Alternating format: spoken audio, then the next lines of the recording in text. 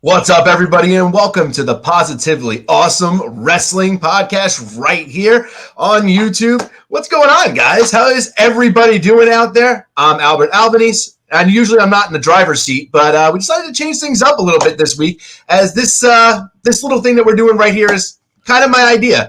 But before we kind of get into that whole thing, let's go around the room and let's introduce everybody to who's here. We'll start with you, Nick. I'm good. I'm Nick the Geek. You can find me on the Wrestling Legend YouTube channel. I co-work with these guys every now and then, and it's always incredibly fun. Dug out my 10-year-old CM Punk t-shirt for this one. Love it. I'm excited. People are idiots. Yeah. Yeah, look, you're not wrong, and that's going to be what we're going to be talking about today. How dumb people are, but it's wrestling, right? We're in this space where some of these takes are ludicrous and hypocritical, but that's where we live, unfortunately. But also with us is our usual host, but he's almost but he's not this week. So Jimmy, why don't you let things see who you are? I got booted from my own spot, but it's okay. I think Albert's going to handle this pretty well. I'm looking forward to today because there's no crown on. I'm not Drip King today. I'm Jimmy. I'm fanboy, and I might get a little bit hostile during this, depending on where it goes. We'll see, but boy, it could be bad. All right, so guys, look, we're here to talk about CM Punk. That's what we're here to talk about. This whole deal this is one of the biggest stories in pro wrestling history. So, if you guys aren't aware, if you guys are out there and you're watching us, you obviously are aware. But if you're not aware, let's just give a brief run back. It was about 10 years ago, CM Punk left WWE. It was right after Royal Rumble. CM Punk was that's the last show we saw him on. He was number one in the Royal Rumble, made it all the way to the end. He was pulled out by an already eliminated Kane. And it looked like the setup was going to be that he would be facing Kane at WrestleMania, which was something that Punk was definitely not happy about. And it also looked like not only did it just look like that, it also looked like CM Punk was hurt and being asked to work while he was hurt. He had a lot of issues with WWE, and he walked out. One of the rare instances where we've heard of that a wrestler just walked out on the company and decided that he wasn't going to return. There was some points where we thought we were going to get a reconciliation, but Punk was then ultimately served his severance papers on his wedding day. Obviously, there are a lot of negative, hostile sides to this story. So let's start there. Jimmy, looked like you kind of wanted to jump in there. So I just want to point out, first off, he was not happy about working with Kane. And then it was also going to lead to him wrestling Triple H at WrestleMania, which he was not happy about. And he flat out told them, like, hey, I don't need that. He needs it, and I'm not going to do it. And then they were going to tell him to go out there and say a bunch of hokey pokey shit about injuries and work. And he says, no, I'm not doing it. And that's why I walked out. To this day, I believe we talked about this on Sunday. Again, I'm going to say it again. I cannot fathom why anybody in their right mind has any reason in the world to talk shit on Phil Brooks, the man, for walking out when he was clearly working injured. Not only working injured, they were killing him, literally.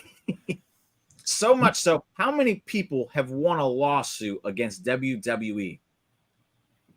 Not many.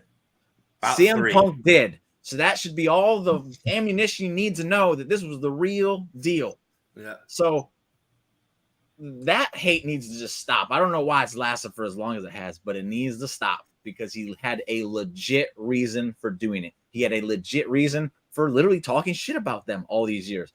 And it really blows my mind that that's still something that we talk about today is like, oh, well, he's a quitter. Well, I don't know about y'all. Any place I worked that was putting my health in jeopardy, guess what? I'm quitting. That's just me. I got a lot more, but I'll save that for when we get to the moments. I'll jump ahead if I don't stop myself. So, Right. So, real quick, we'll just I want to go over to the chat real quick. So, Courtney, yeah, CM Punk versus Stone Cold. We're gonna get into that. We're gonna talk about that. Amanda, look, I'm gonna just straight up say it like this. Just look this man in the eyes and say, are you really gonna miss CM Punk's first WrestleMania back in WWE live? Amanda, let me go ahead and cut you off and let you know. Me and Nick were talking about this before. Amanda just got home before we started this, and I told her, I said, babe, it looks like we're going. Like I can't. I just can't. It's Stone Cold and Kevin Owens was the greatest consolation prize I ever thought I was going to get from getting my dream match, like my Hogan Andre, my Hogan Rock. There's these huge, massive matches that everyone looks at and says, like, this is my Stone Cold and CM Punk was always mine. Like, I wanted it and it was never going to happen. Got Stone Cold, Kevin Owens is like, I'm good with it. Like that's I can die happy with that. Yeah. I can't die happy knowing that I had the opportunity to go see Stone Cold CM Punk. If it happens, if it happens, if I'm not taking that opportunity to do that, I don't think I'd be able to live with myself. So it's going, Amanda. We'll see you there. Yeah. When I first saw the thing, I'm not even joking, and it happened again while I was talking to him. I had tears like starting to well up in my eyes. Like this is like I can't put into words how just amazing this moment. The big time. Yeah. So I don't smile because I'm British and I have terrible teeth. He was cheesing the whole time. Look at him, still cheesing, man. Right. Love it. It's like this is the biggest match. Oh my god. This is the biggest possible match for fans of Stone Cold Steve Austin and CM Punk that could possibly exist. Like, they're literally the same guy, which is what annoys me so much about people digging at Phil, is because Stone Cold walked out. Stone Cold walked out because he didn't want to wrestle Brock Lesnar. He just went, nope, bye. Walked out the door because he knew he was a bigger deal than that. CM Punk left because they were literally killing him. The man had a staph infection in his back, his kidneys, and his liver that if he hadn't got it treated when he got it treated, he would have died. It's like, we talk about it like about walking out, right? So Punk is one of them. Austin's one of them. The only people that I remember that really else walked out was Neville walked out, and then Pac. He walked out. Loves him. Yeah, everybody loves him. And so I don't understand why he doesn't get any heat for it. But two people who did get a lot of heat for it were Sasha Banks and Naomi. And Naomi. I was going to say Trinity, but I was trying to remember her WWE name. But yeah, Sasha Banks and Naomi walked out, and they got a lot of heat from the fans for it. So this is a great way to lead into what we want to talk about today, and it's the hypocrisy of these fans. I got one question before we go any further. Sure. Do you think Sasha or Mercedes would? She's Mercedes now, so I'll go ahead and honor her that. Do you think Mercedes will get the same treatment that CM Punk is getting right now if she comes back to WWE? Hell no. Really? Hell no. I think the company would treat. I think the company would treat her the same way. Not the same answer. I think the company would treat her the same way, but the fans wouldn't. Not a chance in hell. The fans would be treating Sasha Banks, Mercedes Moné, the way they're now treating Phil. Okay. Like, and how do you feel? You think they'd be more negative? No, I think they'd be more positive. Sasha comes back. Mercedes comes back as Sasha Banks. Everybody goes crazy because there's the option for Sasha versus Rhea. There's the option for Sasha versus Bianca again. Sasha, like the four horsewomen reunite. Sasha and Bayley reuniting. All of these things are positive. Then you have Io and Kyrie. Think of them as positive, but CM Punk, unfortunately, as my brother would put it, is the only word you can use to describe Mr. Brooks is controversial. Yes. Right, it's an unfortunate fact, but he is a controversial superstar. But as I've said on Twitter and a couple of other things over the last X, over the last few days. Thanks, it's Twitter, right? Over the last few days, it's right over your shoulder. Exactly. CM Punk is one of the last wrestling megastars. I'm talking megastars, guys that in the fans' eyes are bigger than the business and the company that they work for. Yes, he caused a bit of trouble in AEW, but it's a two-way street. There's two sides to every It fight. was like a 6-way street there. Yeah, it's like Jack Perry should have been fired as well. Look, let's talk about it. Let's talk about it because that's the next phase of his career. We don't hear from Punk for 7 years. He has that brief foray into the WWE on that backstage show that lasted, a couple of months. Yeah. Nothing huge came out of that. Couple of quotes here and there that were thrown in and out from him, but it was more about him being, negative on the product. But we kind of figured that's where he was. I think most fans at that point were pretty negative on the WWE product at that point anyway. Yeah, I mean, most of Twitter or X, whatever, it was Twitter back then, so we're going to just keep calling it Twitter. Most of Twitter was... If you put Twitter in the web address bar, Twitter still pops up, so it's still Twitter. Yeah, fine for me. Solved. But they were mostly negative on the WWE at that time. And, if, Punk wasn't going to pull any punches, so there wasn't a lot to that. Obviously the UFC, he joins the UFC. 2 fights later, he's out of the UFC. And here we are 7 years later. The time is right. And, Jimmy, I'll throw it to you. When Punk came back that first night in AEW, just the emotions that came over you. I'd be lying if I said I never thought it was possible for him to come to AEW once AEW started, because it was supposed to be the anti-WWE program, the company. And that was always what Punk wanted. He wanted the exact opposite of what WWE was doing when he left. And if you looked at what AEW was doing when he showed up and what WWE was doing when he left, it was the exact opposite. They were focusing on younger talent. They were focusing on better in-ring quality. And I don't believe the stories were up to par, but I think it was more the creative freedom to tell the stories that you wanted to tell was a thing AEW was doing very well at the time, as opposed to WWE saying, do this. So it was like, man, I think it's a possibility for him to show up in AEW, but still with that in the back of my head, him showing up that night was just, it was euphoria. It really was. It was just like, wow, this is really happening, and it's amazing. And they did it so perfectly. The moment was so right. I do think the way AEW did it was smarter than the way WWE did it. That's not going to stop me from enjoying and loving what happened with WWE when he came back at the end of Survivor Series. But I do think starting the show off with CM Punk was the most brilliant way to do it, and just let him speak his piece. And it was amazing, and it was beautiful, and I loved it. That's all I could really say about like how I felt about it. Like it couldn't have been done any better. Even Jim Cornette said it couldn't have been done any better. That's how you know it was perfect. Yeah. Nick, what about you? When I heard Cult of Personality hit, I like everybody else knew that he was going to show up. It was the best kept secret in professional wrestling. But when Cult of Personality hit, I jumped out of my chair to see him come down to that ring, sit down with his legs crossed, and just the smug look on his face. It was, Punk is back. Punk looks happy, and that makes me happy. Like you said it yourself, Jim, it's euphoric.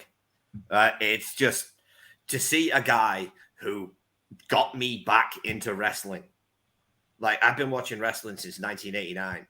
I'm a long-term fan, and WWE lost me a long time before Punk came along. I was watching the product every now and then because there was no other game in town. But when Punk showed up, I remember I was sat in my house just around the corner from where I live now. I live with a lot of my friends.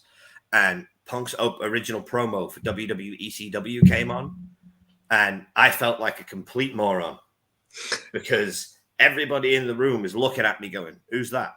And I'm like, are you insane? Are you crazy? This is CM Punk. This is the king of the indies. This is my guy. And he's finally here. And he's a Paul Heyman guy because Paul brought him in.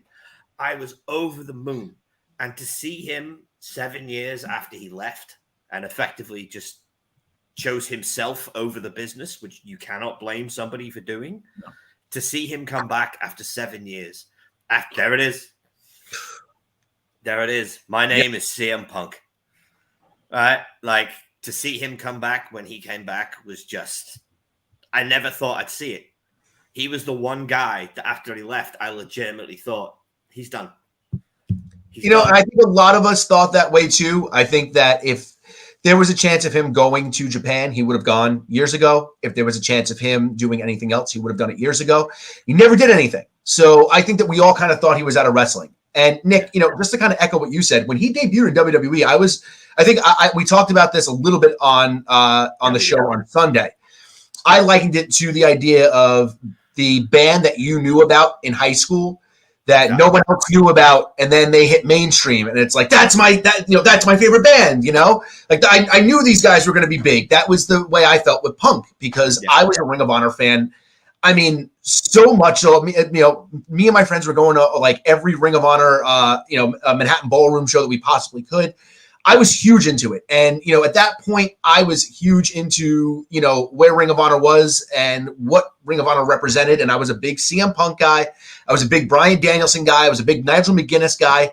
These were guys, Claudio. I mean, these are guys that, like, before they hit this mainstream, you know, WWE, you know, area, I was watching them. Kevin Owens, I mean, there was a guy that looked a lot like Sami Zayn there, too.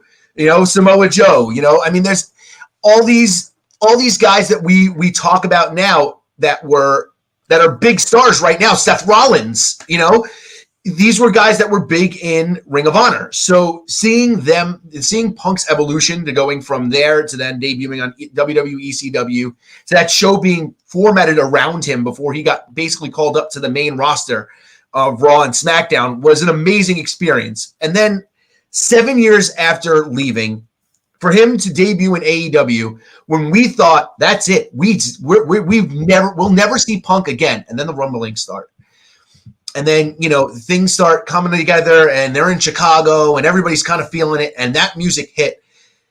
It's just a moment that will live forever in pro wrestling history. No matter how great the WWE return was, that AEW initial return was something that no wrestling fan in their right mind had any business thinking was ever going to happen again. Lightning in a bottle. This picture pretty much sums it up. I think this was the feeling of people when he showed up in AEW. Mm-hmm. And when WWE was more of a like, holy shit, this is actually happening. I think that's the difference. Yeah. You know, and that's the thing. Look, like completely honest, my girlfriend was standing like 3 feet away from me. Punk's music hit, and I jumped out of my seat and went, holy shit! Like, there's no other reaction you can have to that. CM Punk was never supposed to be on WWE television ever again. This was something we were never supposed to see again. It's literally, you talk in wrestling all the time, we get the chance all the time, but this was a legitimate holy shit moment. This is nothing that anyone would have ever expected. But before we jump into that, let's talk about the AEW run. Now, on screen-wise, I don't think that there's any argument that the best thing that's come out of pro wrestling, maybe in the past 10 years, is CM Punk versus MJF. That feud in and of itself is, I mean, that whole couple of months is probably the most coherent booking AEW has ever done. It's the best angle in company's history. The best story they told. It's the best story they told. It was the best performance from both parties in that story. You know, outside of the only thing that I'll complain about is the whole MJF feuds had all been this whole deal of you have to earn your way to face me. Yeah, I didn't like that. That's a constant story that MJF had to tell in AEW. Outside of that piece of it, this is the best story that AEW's told, and it may be the best story. It rivals the Bloodline, in my opinion. Yes, the Bloodline's longer, so it's hard to judge it. But like that dog collar match. Oh my God! Since Piper versus Valentine, there's never been a dog collar match that good. Like to see the man who is effectively the voice of the voiceless, the counterculture king, against the kid of the culture, was just something special. I think Max knew how special it was that he got to work with Punk. I think Punk knew, I'm going to take this kid, I'm going to take him from here, and I'm going to take him to here. And that's exactly what he did. Nobody gives. Go on. I was going to say, I think MJF looked at it the same way. Like, not Albert, but because I know I don't think he's as big a fan as Punk as we are. But like me and you, like if we were given the opportunity to work a program with CM Punk, I feel like that's how it is for MJF. That's how he saw it, and that's what I think made it so awesome. Yeah, it's literally like the king of culture that is MJF versus the king of counterculture that was CM Punk. The fact that MJF was a fan, the fact that MJF was so slighted by Punk leaving the business, the fact that they managed to tie, when considering AEW can't tell storylines. I'm sorry, I love the company, but they are not good at storylines. They've done 2 good storylines in their entire history. One of them took 3 years, which is the Hangman Page story. Right, it took 3 freaking years. I don't like Adam Page, but the story that was crafted around him was great for Kenny Omega, so they get a pass, right? Because it was great for Kenny. It didn't really do much for anybody else, but it was really good for Kenny. It wasn't a good story. No, it was really good for Kenny, though, so it was good. And the reason it took 3 years to craft was because it wasn't a great told story. That story could have been done in 18 months, but it took him 3 years. With the amount of stuff we got from that story, it could have been told in 2. I'm sorry, they just didn't do a whole lot with it. Like that's my opinion on it. I know that's a really unpopular one, but oh well. I couldn't get. I had to let it out. I had to. Sorry. But Jimmy, I'm glad you brought that up because that's something we're going to talk about later about how AEW fans like to write up these diatribes, these thread tweets about how the saga of Adam Hangman Page was told in AEW. And it was a lot, and all of it is, some of it's reaching, some of it was stuff that's presented on television, some of it's on being the elite, some of it's not, some of them was on like some other random YouTube show that no one watches. Here's the thing, if the storyline was that good, and it was that great, why isn't Adam Page the biggest thing outside of WWE and professional wrestling? Bingo! Because he should be. You get a 3-year story as great storyline. as they hyped it up to be, yes. Yeah, Adam Page would be the biggest thing in AEW. He'd be a bigger deal than MJF. He'd be a bigger deal than Darby Allin. And he's not a bigger deal than either of them. And that's that's AEW's, in my opinion, it's AEW's incompetence of how to completely keep a star hot because they have no idea how to do it. MJF is the only one who can do it. It's just because he's so good, he's undeniable. He does it himself. Yeah. MJF keeps himself up there. Everybody else, it's like Wardlow, we're talking about the Punk and MJF feud. That feud set up Wardlow to be the biggest thing in pro wrestling. What happened? Nothing. He fought 20 security guards. They cut his hair off and he fought security guards. And now he has 5-second squash matches against enhancement talent. Hey, I'll say this. It's the best he's looked since the MJF thing. I will say that. Agreed. Anyway, back to the point. So, this is the masterclass of AEW for CM Punk. This is his swan song. Look, everybody can sit there and talk about, because we're gonna get into it, all the negative stuff that happened after this. But if CM Punk came back, and I'll say this about WWE, if CM Punk comes back and has one match with Stone Cold Steve Austin, his return to me is the biggest success in the history of pro wrestling. CM Punk's foray into AEW, however you want to take it, was worth happening because we got the MJF versus CM Punk story. Yeah, for sure. Do you know what? I'm going to go ahead it's an unpopular opinion. Give me 1 sec. But yeah. I firmly believe that Punk looks at his time in AEW as, Jesus Christ, why didn't I just go back to WWE? I honestly think it's part of the big reason he's made the decision to go back to WWE is because he's like, okay, things weren't so bad there. Like, the nearly killing me part was, but everything else was business. And maybe it wasn't as bad as I thought. Yeah, people handled it like business.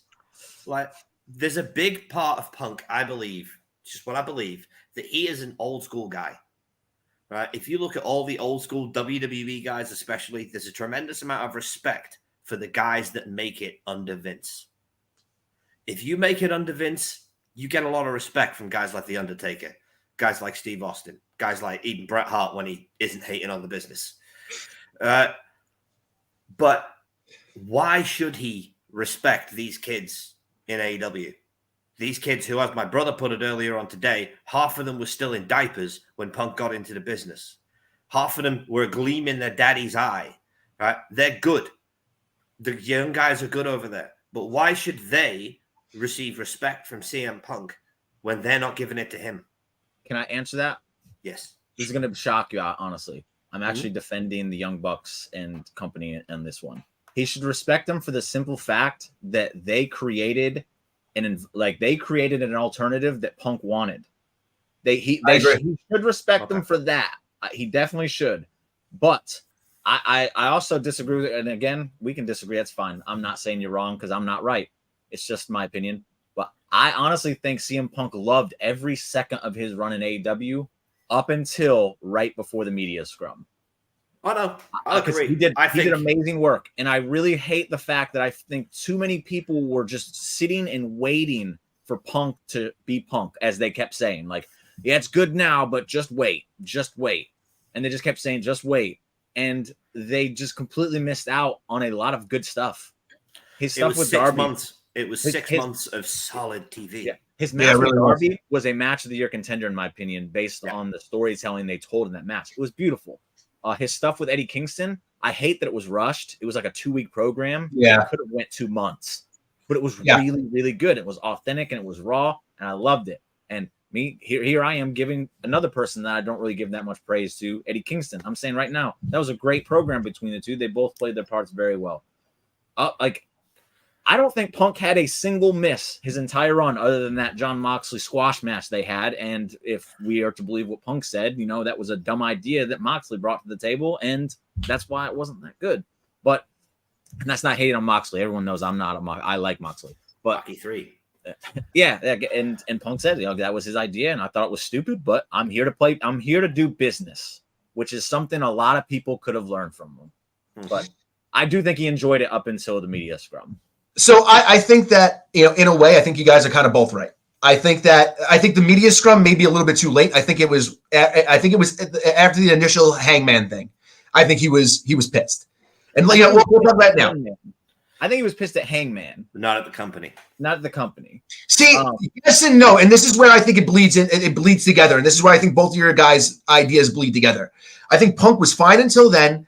I think Hangman said what he said. Punk was pissed. And I think that Punk went out and made that comment on TV a couple weeks afterwards when everything was supposed to be squashed, because I think that Punk didn't respect Tony Khan for not putting his foot down, getting in Hangman's face and say, hey, look, we give you guys leeway. There's certain things that we're trying, that you're not supposed to bring up. Now, whether or not that was said to Hangman beforehand changed a lot. But at the same point, you don't bring stuff up that is going to particularly rile somebody up when it comes to the things that can't be discussed. We know that there's a lot that Punk really can't say about WWE and a lot of things about his treatment because there's been a lawsuit. There are NDAs, disclosed.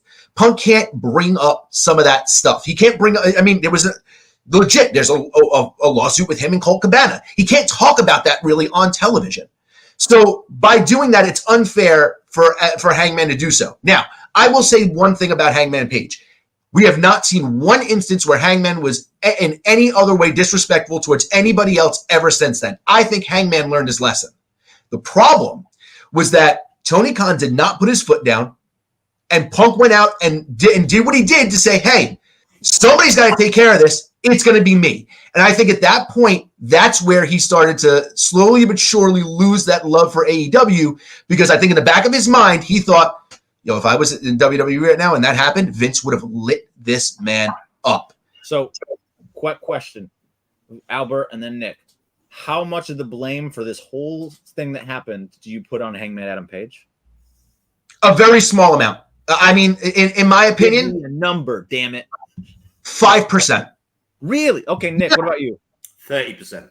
Okay, so I'm gonna lay out some information here, and this isn't dirt sheet information. This is information from wrestlers themselves, and there's 2 exact same scenarios that have played out here, and they both went the exact opposite way.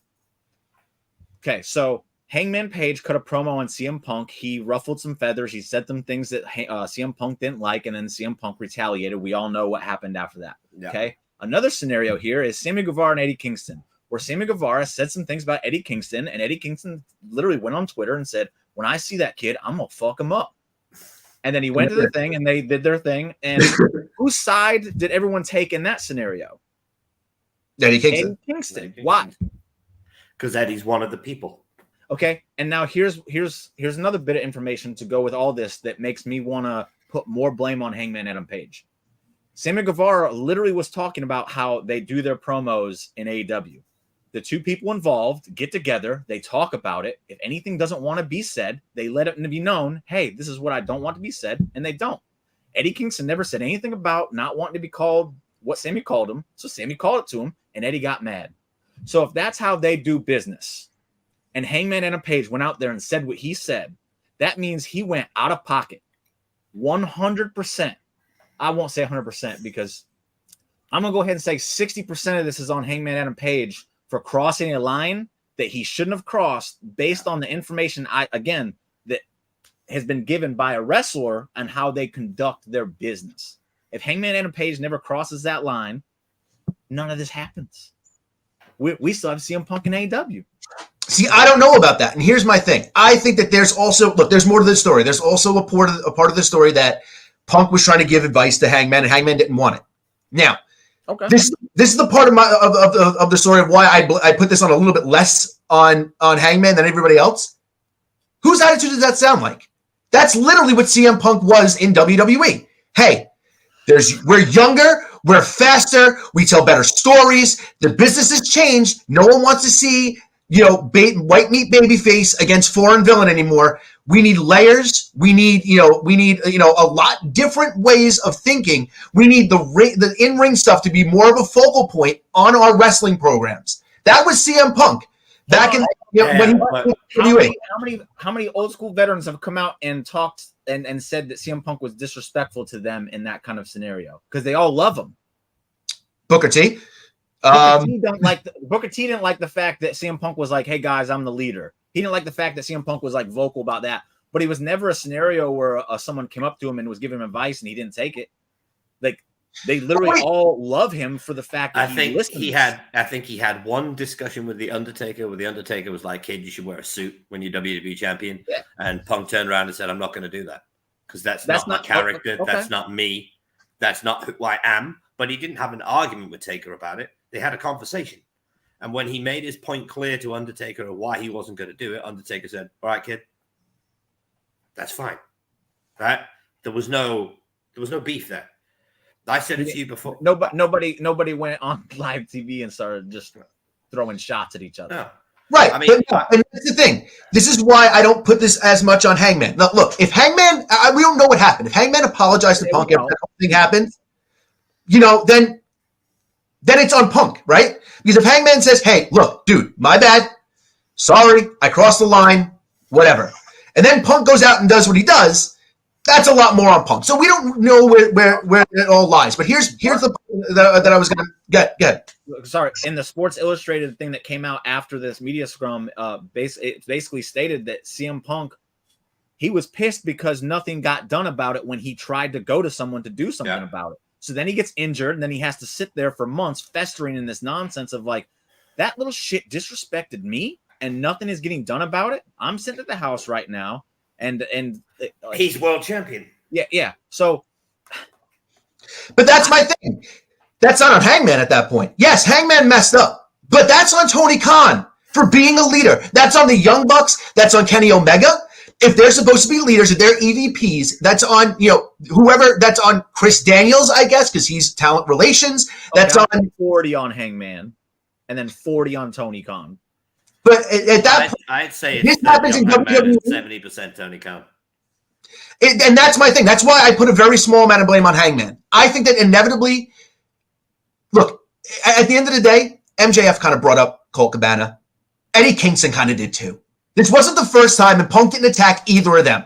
Yeah, but you know what the difference is? They okayed it with him first. And again, if that's how they construct their promo battles and they talk to each other and they're okay with it, it's fine, and all bets are off. The problem here is that what didn't happen here, based on what we have heard. Like, but also let's be fair. Colt Cabana was not in either of those. Just get our wires crossed. It wasn't the Colt Cabana remarks that Punk was pissed about. It was the workers' rights remarks, right? Workers' rights stuff, right? Now, I can understand why Punk could be annoyed about that because he's been a proponent of workers' rights. He's been a proponent of wrestlers getting a union. Punk and his wife have done a hell of a lot to try and improve the life that professional wrestlers have, both in and on camera and off screen. And Paige had no freaking business turning around and saying, "You've done about as much for workers' rights as whoever the hell in the last 2 years." It's like, well, he's done more than you, kid. Yeah. He's done a hell of a lot more than you. What the hell have you done to tried to improve punk him out everybody on else's live TV. situation? Yeah, I'm not punk him out on live TV. No 100%. And you know what? If it wasn't cleared beforehand, that's true. But that's the issue with, and this is why when everybody talks about how WWE's television can sometimes come across as a little bit sanitized, this is the reason why you don't hear about things that happen backstage over promos and stuff like that, because they sit down with a producer, and a writer. The writer and the producer go over your promo with you. You go out, you execute the promo. Are there people who have leeway? Yes. But for the most part, they don't fuck up. Right. They'll put a live mic in your hand because they know I can trust you by putting this live microphone in your hand. Kevin Owens is a perfect example. Absolutely. With AEW, there's an air of, we can say whatever we want. We're counterculture. We can bring up whatever we want, and we should just be okay with it. And that's not the way things should go. And if AEW's learned anything from this whole scenario, it should be that there should be a producer sitting with two talents talking about their promo before they go on television. I don't need word for word, but bullet points. You're going to say this. I'll come back with that. We'll end here. Then this is where you attack me. Boom. Communication is key at the end of the day. Communication is key. And with the difference is, Punk has always communicated himself in a very blunt CM Punk manner. There's nothing wrong with that. I've heard plenty of stories about guys that used to be pissed with Punk because he'd go to Vince. It's like, well, who else would go to Vince when they weren't happy? Hogan, Austin, Brett, Shawn Michaels, Triple H. Because if you have been to your supervisor in work and you're still not happy with what he's telling you, you go to your boss. Right. Because that's how it works. He's the guy in charge. He's the guy that says yes or no. You go to your boss. You say your piece. He couldn't do that in AEW. Now, don't get me wrong. I'm not hating on AEW. I love that company. I love professional wrestling. I love New Japan. I love AEW. I even love Impact. I just love pro wrestling. But in AEW, there is no freaking structure. There is no structure. There needs to be structure. Tony Khan needs to stop being such a fanboy and actually be a boss and a wrestling promoter. But I think a large part of the problem for Tony Khan is he's wearing too many hats. I agree. Like, you cannot run across three different things too. You cannot run a Premiership football team, an NFL football team, soccer team for the Premiership that you do. You cannot run a Premiership soccer team, an NFL football team, and a wrestling company all at the same time. Two wrestling companies. Two wrestling companies. It's not possible. Look what happened with Vince in the XFL. Vince tried to run two things at once. Didn't work. And that's the thing. AEW has a lot, and this is, you're going to talk about one of their biggest flaws. It's that there's a lot of pulled focus. And that's an issue. And this is where things get interesting. Because, all right, now we know what happens next. It's the media scrum. It's brawl out. We don't have to go deep into all of this. There's issues on both sides. At the end of the day, everyone is just as much to blame as the other. Here's my big takeaway from this. I was very vocally on the side of the Young Bucks and Kenny Omega when this first went down. You don't, if you're a worker in a company, you don't trash the company on a company, something that the company's recording for themselves. You don't do it while you're sitting next to your boss, and then you don't get mad at people for getting mad at you about doing that. Like, that's what people should get mad at you for talking shit about the company that they started. Yeah, I would be upset if I started this podcast and Nick came on here and just talked a mess of crap about me. Whether it may be true or not, air those things behind the scenes. You shouldn't do it that way. You shouldn't do it that way. But the big problem that came from Brawl Out was yet again Tony Khan's fault. Absolutely. Because Punk says all that. Okay, he cuts that promo, which got them, by the way, more live media attention than anything in AEW history. What Tony Khan should have done was excuse himself introduce the next person who was going to ask questions to, excuse himself from that table, go backstage, find Punk, and hash it out with him. Yep. He should have found Punk. He should have hashed it out with him, got the box, sat down in a room, and sorted this out like a businessman. But he didn't. He sat there in his cocaine-fueled smiley face, and just went. I didn't say it. You don't have to. You should have seen the picture I put up on Twitter the other day.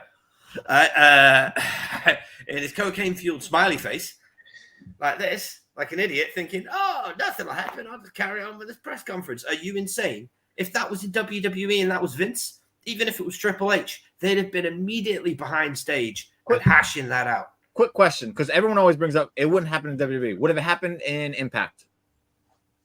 I don't think so. No. I just want to get like across the board, so it's not. I don't think that this happens with any other company with any other talent. I think Punk knew that he was above AEW, and I also think that he knew that there was no repercussions. He really didn't think there were any repercussions. And let's be honest, CM Punk faced zero repercussions for what he did. He went out on injury, so even if technically he was suspended, he was going to be out anyway. He didn't serve any additional suspended time after he came back from injury. Meanwhile, the Young Bucks and Kenny Omega were taken off of television. Now, that should have been the end of it, but this is where I fault the Bucks and Kenny Omega. That match where they go out and they make fun of Punk, that's at that point, why are the Bucks and Kenny Omega then back on television? You suspend them and fine them, and they're off of television too. This is a situation we're saying, we can't talk about this. There is legalities. There are gag orders. We can't say anything. What up, Lou? But at that point, that's again, this is Tony Khan's failure. How do you allow that to happen on television? Because now if I'm CM Punk sitting at home watching TV, waiting to come back to this company, and that's what I see, it's a clown show. How are we not knowing that this is a ticking time bomb? Well, I'm sorry, I missed it because I was pulling up the comment for Lou. What was that? What were just? Well, after the Bucks and Omega came back from their suspension, Did that victory The first match they had back when they were mocking him in the match. Yes. Yeah, that's okay though. Right? No. Here's the thing. All right. Here's the thing. Tony Khan is not a booker. Tony Khan's a businessman. We can't take that away from him. He's a very successful businessman. But he's not a professional wrestling booker. He's a fan. He's not a successful businessman. His dad is a successful bussman. Sorry. His father is a successful businessman. I'm not letting you get away with that one, buddy. He's trying to become a successful businessman. The fact is, he doesn't know what he's doing. Right? Now, we all know Vince kind of knew what he was doing when he took over from his father because the groundwork had been laid. But what a lot of people don't take into account is he took that groundwork, he ripped it up, and then laid new pavement. Yeah. Your way sucks, Daddy. I got a better way. No, Tony thinks he's the savior of professional wrestling. He legitimately does. He's obsessed with nostalgia. He's obsessed with WCW. I'm going to use Cody Rhodes as a perfect example. Cody Rhodes should have been the biggest babyface in AEW. Right? Cody Rhodes should have been the guy in that company. Bullshit entrance aside, he should have been the guy in AEW. And Tony should have pushed him as the guy. But because a certain percentage of that audience wanted Cody to be a heel, what did Tony kept doing? He kept going to Cody and going, "Are you sure you don't want to be a heel? I think you should be a heel. The fans seem to think you want to be a heel." No, that's not how wrestling works. You can't let the fans dictate to a promoter. You have to listen to your audience, admittedly. But when you have a small percentage of your audience diatribing against the guy who should be the biggest deal in the business, you don't pay attention to them. You pay attention to the larger world. And the best example is, look how big of a babyface Cody is now. They leaned into it. They lent into it. And now Cody's one of top 2 babyfaces in WWE. Probably number 1. It drives me insane that so people don't seem to be able to separate. Now, I know CM Punk may have difficulty with this himself, but the fans can't separate Phil Brooks from CM Punk. Right? Yeah. That's what you need to do. The one of them is a character on TV. The other one is a man who had legitimate gripe and legitimate beef. At Brawl Out, we got Phil Brooks in that press conference. You didn't get CM Punk. You got Phil Brooks because he was hurt, he was tired, and he worked with fucking children. It's an interest. You brought up an interesting point there. They can't separate Punk from Phil Brooks. Mm-hmm. The people who hate on him for the Phil Brooks stuff, how many of them constantly talk about how they would handle their business if they were ever in that situation? And the way they'd handle their business is exactly like CM Punk Phil Brooks does. But for some reason, he's an asshole for doing it the way they would have done it. Yeah. Why is that? Can either of you answer that question? Yeah. The reason is because people are fucking hypocrites. I thank you. Took the words out of my mouth. The blatant hypocrisy, especially of pro wrestling fans. Now, look, let's dig into it. This is what we're here for. We're at a point now where Punk has now returned to WWE. Everything that happened, Jack Perry, Crimea River, that whole deal, whatever it is. At the end of the day, a quick question, sure, before we move on the Jack Perry subject. So, hypothetical situation, Jim. You and I work in the same company. You and I get into a fight backstage. I start that fight with my big mouth, but you get fired. Is this fair? To be fair, this was at this point, maybe the third instance they've had with CM Punk. Yeah. So repeat offender is why he got fired. My argument is this. Why is Jack Perry still under contract? Because it was his first offense. A slap on the that's how doesn't friggin' matter. Slap on the wrist or otherwise, it doesn't matter. Any job that I've worked in my 40 years in any business, I'd be fired if I was the other half of that fight. In the interest of fairness, I think the wrestling industry is a completely different scenario than any other place of business because they're a bunch of men and there's testosterone flying around and all that. But I do think you can't put those two in the interest of fairness, which I'm trying to be here. Putting them on the same level playing field wouldn't be right, just for the simple fact that this is Jack's first one, even though it was kind of egregious to do at your biggest show of the year.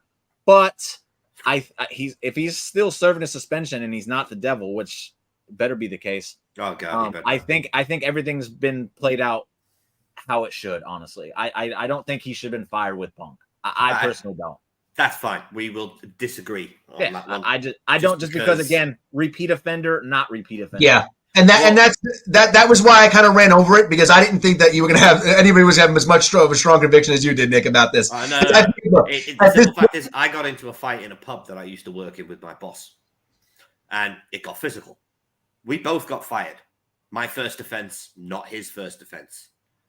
But again, we both got fired. Why? Because I started the freaking fight. Well, here's the other thing. You're right, but I don't think Tony Khan was going to fire CM Punk either. I think he was going to suspend him.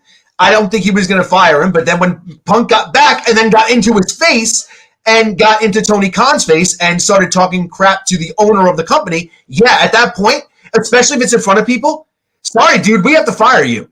No, he didn't do that. He didn't do that. He said, hey guys, can you handle this and let me know what we're going to do? Yeah. Well, I mean, and to touch on the Jungle Boy thing, since we're already there, I will say this, since the devil thing came up. If like people are saying, hold on. What up, Muhammad? Johnny Muhammad? If Jack Perry is the devil, I will say this. I don't know if I will continue to watch AEW for the foreseeable future, for the simple fact that Jack Perry is responsible for starting that whole scenario at All In, their biggest show of the year. He went into business for himself during the fucking pre-show. And ever since then, shit's been just downhill for the company since. So to bring him back and reward him with arguably one of the best angles they've had in the company's history would be batshit insane. Yeah. I agree. I completely agree. And because of it, your largest draw is now gone. Because you do not reward somebody for that behavior. So if they do that, fuck them. I hope honestly, though, this is because we're very strongly convinced. There's a lot of strong convictions about this. I think that's the way a lot of wrestling fans feel. Even the pro AEW, pro elite, pro Jack Perry side of the AEW fence, I think they don't even think that Jack Perry makes sense as the devil. I've heard you say they want it to happen.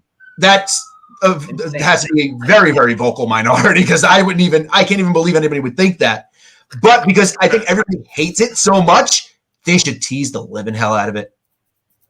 It better not be. I don't think he should have anything to do with it. Right. No, I'm sorry, but I know it would be. It's me, Austin. It was me all along. But the devil needs to be Tony Khan. Just while we're on that subject, I think Adam Cole's okay. I think it's fine. It's Adam Cole. Too long. He's out for 9 months. Too damn long. He doesn't need. But here's the thing: he doesn't need to be healthy right now if he has henchmen. No. But it means they have to postpone everything with him for 9 months. But I think can't get a payoff for 9 months. I think me and you were even talking about where it would become to the point where it's too predictable if we have to wait that long. Yeah. For him to come back and everything. But how fun would it be if Cole doesn't? Cole's been on TV every single week since he's been hurt. How fun would it be if Cole gets revealed as being the devil and MJF wants to get his hands on him? And not only he can't because there's people in his way, which is the reverse of the story that's always been told in AEW. So I would actually like it. But then MJF would have to work his way up to fighting Adam Cole, and he can't even do it for another couple of months because Adam Cole's not even medically cleared. Like, I think the story then builds itself, and I think it works even better that way, that Adam Cole can't touch him because then the payoff has to be prolonged, and AEW is forced to tell a long story. I'm actually a Jungle Boy. I was a Jungle Boy fan, Lou. So that's what's crazy that I'm like, oh my god, it sucks. But I literally had no problem with Jack Perry. I used to say Luchasaurus is the dead weight around Jack Perry's ankles when they were in a tag team. You know I did. Yeah, he was one of my favorite people to watch in the ring. Really talented guy in the ring. He tells great stories. He's good. He is. Not a particularly good mic worker. Not the best promo. Is ironic because his father was a great actor. So charismatic. The talent is obviously not sexually transmitted. You sound like the guy who we're talking about's wife. There. That was the idea. But to veer back around onto subject, I know Jack Perry's on punishment now, but like Jimmy said, if they put him as the focal point of the biggest angle in the company, arguably the company's history. That is ridiculous. Insanity. It's insane. Yeah. You do not reward somebody for costing you your biggest draw. You do not reward somebody for basically being the fulcrum that cost you the most money you've ever earned in your company. At your biggest show of the year. No, not just the year. The biggest show ever. On the pre-show. On the freaking pre-show. I was there. Right?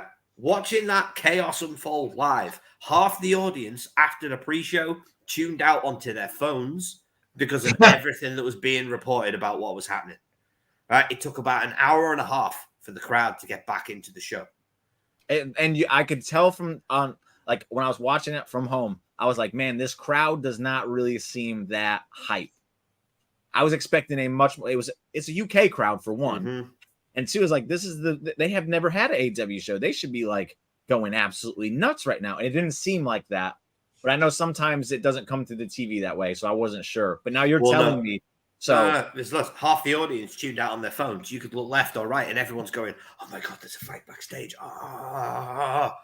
Which even Andy, who was with us, literally tapped me on the shoulder. He went, mate, Punk's just got into a fight backstage. Look. And I tuned out of whatever, I think it was the women's match that was on at the time. Right, and everybody tuned out. But we all come back around for the second half of the show and everyone got into it. Yeah. But like, the simple fact is, I will never not be a CM Punk fan. I don't care about his personal life. That's not my problem. That is not my concern. What he does in his personal life. My concern is what CM Punk does as CM Punk. Right? The stories he delivers, the matches he delivers, the angles he delivers. And until you can show me somebody that is more, what's the word I'm looking for? Not controversial, but bespoke in the eyes of the fans, I ain't going to take it from anybody. Right? As I said, he's the last wrestling megastar that is still a decent performer. He's not just a superstar. He's not just a big star. He is polarizing. That is the word that I will use to describe CM Punk. Yeah. The man is a polarizing megastar in the history of the business. He's up there with Shawn. He's up there with Austin. He's up there with. I think he's over them. I think he's on the same level as Hogan. Yeah. As far as his namesake goes. Yeah, I'll give you that. I do at this point. The simple fact is, I saw a wonderful article the other day, and it turned around and said, people say CM Punk's not worth talking about. Then why is it there's not a single news program, not a single podcast, not a single piece of wrestling media that doesn't find every single little iota of information they can about Phil Brooks and talk about it? We're doing it now. Yep. So look, here's the big thing. I don't think that it's any. I think that we're all of the same opinion that CM Punk's AEW run came to an end the way it kind of had to. I mean, at this point, for what he did multiple times, getting into a fight backstage now, threatening his boss, fighting his coworkers, he had to be fired. And that it is what it is. But the amount of copium, and I don't like to use that word because it's a very trendy Twitter word, and I hate trendy Twitter words. But the amount of copium that AEW fans have for CM Punk leaving and then showing back up in WWE is absolutely unbelievable. Look, if you want to sit there and say that you're mad about how things unfolded, that's fine. If you don't want to even blame CM Punk for the whole thing and he's the reason why you don't get to see him on AEW, I'm okay with that. But there is absolutely 0% reason why anybody can ever say that AEW is better off not having CM Punk in that company. Because it's a lie. It's a fat lie. Look, you can talk about Will Ospreay all you want. You can talk about Moxley all you want. You can talk about Omega all you want. You can talk about everybody that is in AEW. AEW did not get their highest ratings until CM Punk got there. AEW did not get their most social interaction until CM Punk got there. WWE did not get as high a social interaction until CM Punk came back to WWE. 2 billion views. So to reiterate the billion whole Punk's significance in AEW, I did a show where I was arguing for CM Punk and why he is still a big deal. When you look at the pay-per-view buys before Punk got there, the highest pay-per-view buy they had was still lower than the lowest one they had when Punk was on that show. Yeah. And there wasn't they didn't do anything less than what Punk, I'm trying to figure out how to word this. The entirety of Punk's time there, the only one that surpassed, that wasn't up to par with their highest one pre-Punk, was the Forbidden Door show, which he wasn't even on. Yeah. So every single show that he did had more pay-per-view buys than any of their other ones. The metrics speak for themselves. Use Chicago is a perfect example. I know for a fact the highest run, the amount of tickets they sold pre-Punk was 3,973 tickets in Chicago. They hired CM Punk, 10,456. They fired CM Punk, 2,122. Now, look, that's also we'll get to that in a minute, but just throwing this out there. That's also AEW fatiguing the same towns that they go to. Fair. That is fair. They go there way too much. Way too much. Like they're in Chicago. They oversaturate the Chicago market. And what's crazy is they have a home in Jacksonville that they never go to anymore. Yeah. Like, what are we doing here? I don't understand that. But all right, so let's dig into it now. CM Punk makes a triumphant return at the end of WWE Survivor Series. We think the show goes off in typical Triple H fashion.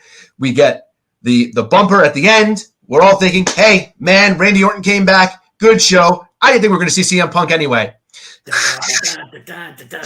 And that's it. Like I said before, my immediate reaction was, oh, shit. Because there's no other reaction you could have. There's nothing else. No matter what you think at this point, CM Punk is one of the absolute biggest draws in pro wrestling history, and he returned to a place that we never in a million years thought he would ever go to again. Freeman, thank you. Betty Boop, thank you guys both for joining us. Yeah, look, I just want to get him involved. That's all. Yeah, we're digging in right now to Punk coming into WWE. I mean, there's a lot to dissect just from his first two nights. The reactions of Seth Rollins. Is that in character? Is that not? What's the lead up? Does this mean that Punk versus Rollins is the idea that we have, or like Freeman just talked about, is it Punk versus Austin at WrestleMania? There are so many different options we have for CM Punk coming back, and this is the reason why I am so glad that CM Punk is back in WWE. I will not look. I'm going to be honest. I think I'm a little harder on him than both of you guys are about the whole thing with AEW.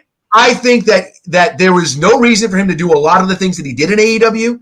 I think that, and this is again why I don't, we talked about the whole Hangman thing. The reason why I also don't put a lot more on Hangman is because if Punk's the adult in that situation, he's the veteran, he should act like it, and you shouldn't lash out on national television and break script when you're getting mad at somebody else for doing the same thing for you.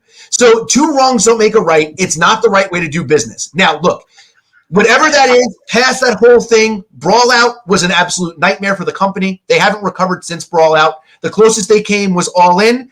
I'm sorry, it was it was All In. In England.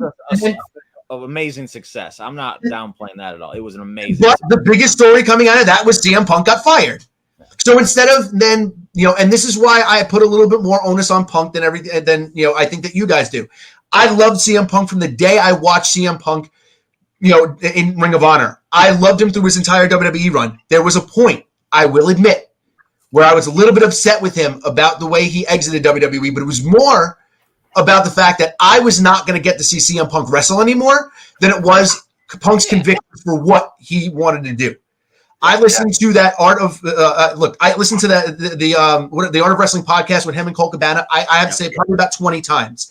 But again, after all that, Punk gets villainized in the whole lawsuit deal. So I think he doesn't come across well. But he debuts in AEW. I forget everything. Forgive and forget. We have this man here. And I think that in every sense where he built up all this momentum, it all came crashing down with him too. And I think he should be held responsible for that. But the reason why I'm happy he's back in WWE is I think that this leads into his first promo. Everybody, and this is where I get mad at wrestling fans. That first promo was shit. If you pay attention to what CM Punk said, that is the most real promo that's ever been put in professional wrestling television ever. The man literally said, I went somewhere else, I walked away, and I realized that in all of that, this is the place that I was supposed to be the entire time. And as bad as they treated me and as wrong as things went, and I would go back and I would walk out again, when I was ready to come back, I should have swallowed my pride. I should have, called up Vince. We should have had a conversation and I should have just came back. But here I went somewhere else and I learned even the hard way I needed to be here. 2 lines to take away from that promo was, a wise man once told me I'd need to leave and come back to get what I've been the best at this business. You know who that wise man was, gents? Paul Heyman. Paul Heyman. And then at the very end of the promo, said love to Scott Hall, I'm here to make money, not to make friends. The guy's a freaking genius because the entire promo was happy, love. I'm so happy to be back.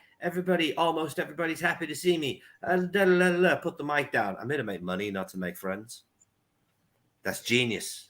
And it's great on 2 different levels. It's great in the fact of this is where he stands in his character, but it's also a way of taking a shot at AEW saying, I'm not going to come here to be your savior. I'm not here to be anybody's savior. I'm not here to save the business. I'm not here to rebuild the business. I'm not here to be the crux that you hang everything that you do on. I'm here to come here, make money for myself, and make it an impact the way that I feel that it's necessary. I don't have to babysit people anymore. I don't have to be the guy that gets looked at to have to book things and to help and stuff. I'm going to come in. I'm going to do my own thing. I'm going to make my own money, and I'm going to be out. I think the only honest part of that promo was the end when I'm here to make money, not make friends. I think it was a work. I think Punk is too smart and too invested in telling great stories in wrestling itself. That's what he's there for. It's not about titles, which a lot of people will try and say it is. No, it's literally, he wants to tell great stories, and that's what he's always wanted to do. Yeah. And what he's doing with that promo, to me, was setting up this right here. Because earlier in the night, Seth Rollins was like, that son of a bitch was in here talking about us for years. I don't want him back. We all heard him call him a cancer and all this other stuff. So here CM Punk is playing the hypocrite guy on Raw. Yeah. He's playing. He goes, guys, I've changed. I'm that. He's doing exactly the opposite of what we all thought he was going to do. He's working the shit out of us, and everybody's falling for it. And what That's a lot what of I think people is don't so realize, because they were great too busy about going, too busy people went off on their own diatribe, is he can't talk about all the stuff in AEW. He could have went off on AEW. He still could have went off on He him. could go off on AEW a little bit, but a lot of the stuff that happened there, there's NDAs in place. Tony And Khan I can't will talk get to that about it. part too. There's a little somebody I'm about to rip into at the end of this. Oh, okay. But it's all setting up the CM Punk Seth Rollins thing, and that's all it was. And again, I thought for sure he was going to go in there and throw some shots, and he didn't. I'm not mad he didn't. It was a nice I'm back promo, but it also sets up the thing with Seth Rollins, because Seth Rollins was literally talking shit about him, and then there he is later in the night doing the exact opposite of what Seth said he was going to be doing. So it's like, there we go. There's groundwork there, as we saw at the end of with a lot of this is to work the internet fans, because I think that's Triple H's thing. He knows that it's a big deal. No, I don't want to say a big deal. He knows it's a part of the fan base that needs to be kind of pleased a little bit, because they think they're too smart for their own good. Yeah. So to work them is like, I appreciate it. I love the fact that he's taking the effort to do so. And I think that's what this is. And when he said, I'm home, I don't think he's saying I'm home being in the WWE. I think he's saying I'm home being with the WWE universe, because I don't care that he was in Ring of Honor first. And that's what people were like, that's his real home. No, it's not. Home isn't where you started. Home isn't where you were born. Home is where your heart is. And there's no other place in the wrestling world that CM Punk spent more time of his career at than WWE. Am I right or am I wrong? You are correct. You're 100% right. They made him the star that he is today. Am I right or am I wrong? You are correct. I said as much. I said as much on Sunday. Yeah. So if he's home, shut up, everybody. Who are you to tell someone else you're lying about that? You don't fucking know. That's and the other thing is this. Look, you want to call CM Punk a hypocrite? You can do it all you want, but I will put it to you this way. If I get fired from a place and my profession is professional wrestling, why am I not going to reach out to the other place that pays me to be a professional wrestler? Like you can say it's hypocritical all you want. I don't care. No, it's not hypocritical. He needs to make money. The fact is, there's no other game in town. Yeah. Where does he go? He could go to Impact, where they can't afford him. They literally can't afford him. Apparently, Impact made a huge offer, the biggest financial offers they've ever made to a wrestler, CM Punk. But I thought it was the Will Ospreay they made that offer to. Maybe I'm getting my wires crossed, but I know they did. I know that Scott D'Amore reached out. I know that Scott D'Amore reached out to. Yeah, Punk. he definitely did. Yeah. And Punk basically said, "You can't afford me. Sorry." Okay, so one more thing about this hypocritical thing too. The three, I think, largest gripes CM Punk, other than his medical problems that they were ignoring, was one, he wanted better storylines happening in WWE, correct? Yeah. He wanted a more focus on in-ring product, correct? Correct. And he wanted a lot more younger talent, not even younger talent, but talent that wasn't getting opportunities. He wanted those guys to get more opportunities, correct? Yeah. Look at WWE All now. three of those things complete opposite from what they were when Vince was there. Yep. So why the fuck wouldn't he go back and give him an opportunity? Exactly. And the ironic part is that we've all seen it. Vince was the one who wanted Punk back initially, and Triple H was the one who didn't want Punk back. Yeah. If Triple H is now smart enough business-wise to understand, hey, we can put CM Punk on our television, and if it implodes in 4 months, we got 4 months of CM Punk.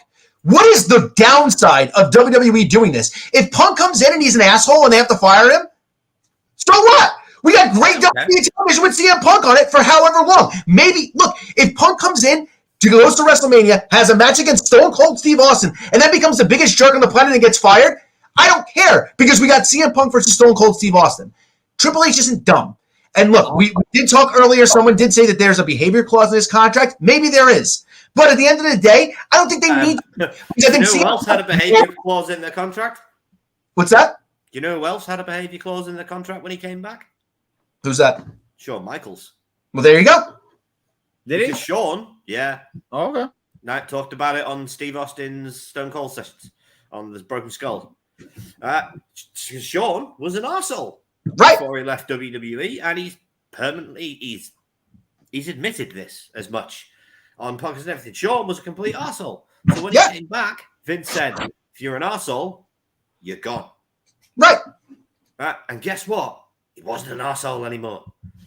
And also to the thing with Triple H, one of the things CM Punk said, I've changed. And for all we know, that AEW thing may have humbled him, and maybe he has changed. I think if you're the same person, and that Triple H said this, if you're the same person you were 10 years ago, you're not doing something right.